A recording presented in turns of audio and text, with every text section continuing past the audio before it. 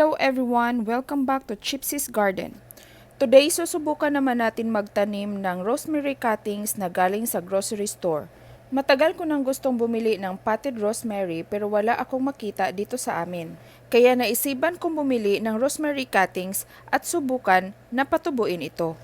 Siyempre pinili ko yung mga matured cuttings para may chance na mabuhay ito. And take note, meron para itong surprise.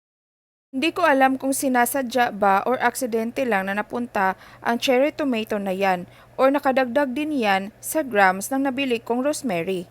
Pero set aside natin yan dahil ang focus natin ngayon ay kung mapapabuhay ba natin ang mga rosemary cuttings. Inumpisahan kong tanggalin ang mga dahon halfway dahil hahatiin natin sa dalawa ang pagtatanim.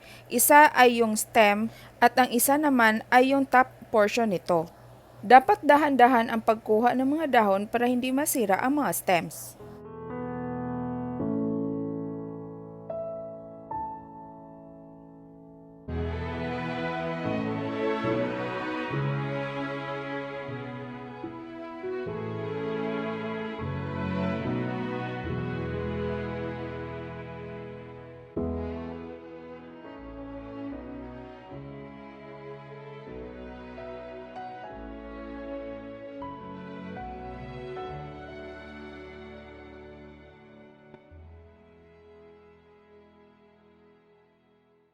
Ito yung mga dahon ng rosemary na nakuha natin at gagamitin natin ito mamaya.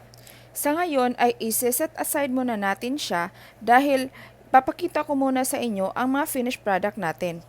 So itong lahat ang mga top portions na napili natin para subukan nating patubuin. Kung makikita nyo ay malulusog naman yung ating mga rosemary.